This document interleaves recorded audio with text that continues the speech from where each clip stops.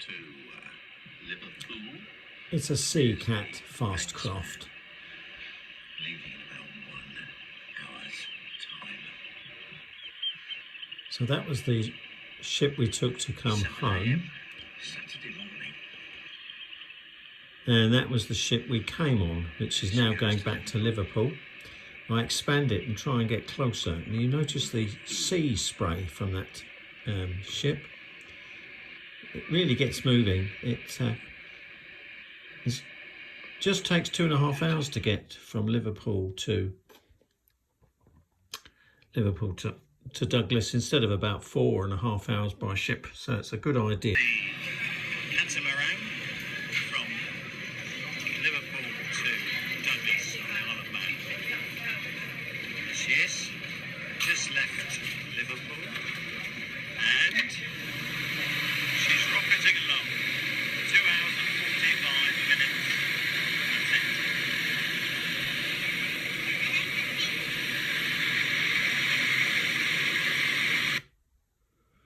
So once this ship brought us into Douglas, see, this is Douglas Bay.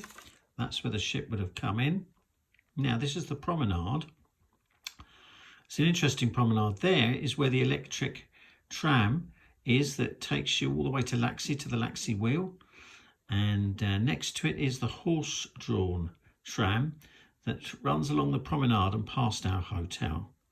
So this promenade is where our hotel was, with a lovely sea view. You're scanning along, and just as you go a little bit further round, you'll get to where the hotel was, where we are. It's a really lovely palace and casino hotel. There it is, right in the... There it is in the daylight. And when that sea comes in, it is absolutely lovely. The trip from Douglas was to the highest point on the island, called Snaefell. Now, this is called the Bungalow. We parked our car in that car park there, and there's a little station. And that station is for this tram. The tram comes from Laxey, and it takes 30 minutes to get from Laxey to the top of the summit. This tram, there's the tram. And from this point here, it's only 5 minutes up to the summit. This is one of the best roads for the TT. So that road is fantastic. So that takes you to the summit. Now, this road here is fantastic. It leads all the way to Ramsey, and it drops 2,000 feet, and it's a stunning road to drive. And then you get to this beach, and as you run along the beach, when you've passed Ramsey, you end up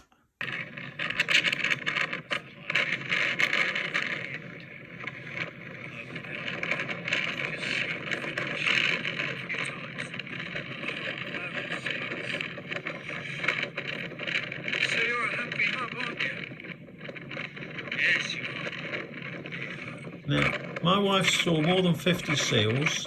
She also saw a huge fin come out of the water a few times, and it's a fin of a killer whale. So amazing. They were loitering just beyond that sea level colour change. Stunning sea with all those beautiful seals. And then at the southern part of the island, you've got... Now, the next stop we went to was Peel. Now, this is a lovely place. There's a castle in the background, and there's a really lovely yacht marina. My wife really loves these yachts. And there it is, a yacht marina. We parked near that and walked to the front. Now, the sandy beach is the best on the island.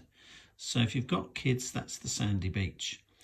There's a really lovely derelict castle to look at. There it is. Now that is really worth a visit as well, even though we didn't actually go around it. We were a bit short of time.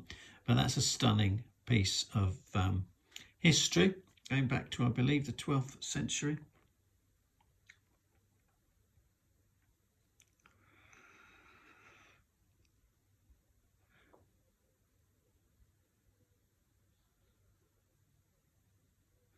And then what we did at the southern part of the island, you can visit. That's where the bird watching is, and it's a heritage site. Well, most of the island's a heritage site. So then there's an island at the bottom where there's lots of rare birds that's worth a visit. We weren't able to do that. We had to get the car hire back, and we went back to Douglas. From there, we had to the following morning and we went to get on that ship, and ship is just leaving Douglas Port. There's the promenade. This is a very smooth, pleasant ship to travel on. Very smooth. Hardly feel any movement of the ship. And there's a lovely lounge at the front. But there we are. And we had a meal. Now, my wife's very fussy with meals, but this breakfast meal she really enjoyed. So, nice food and not too expensive. Less than £10 for a drink and a breakfast. Very nice. Then we came to port, back to England.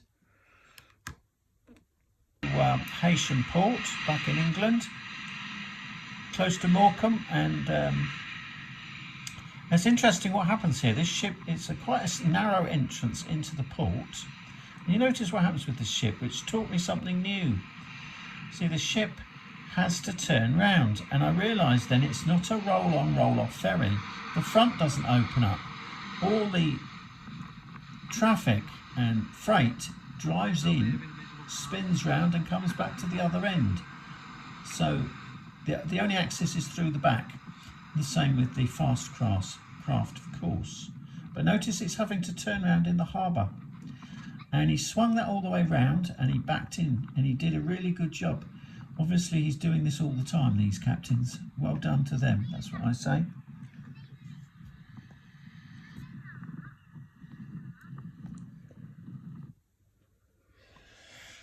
So a lovely trip away. From there you can get the train straight to Lancaster and then on to other destinations. Or of course, if you're in your car, you shoot off wherever you need to go off the ferry. Of course, there's no passport control. It's a Crown dependency, so no ID needed at all. Thank you for watching. We found this really lovely holiday and we loved the Isle of Man. And of course, the money, you can use English money, no problem at all. And if you bring your Manx money home, you need to change the notes at the bank. They shouldn't be accepted.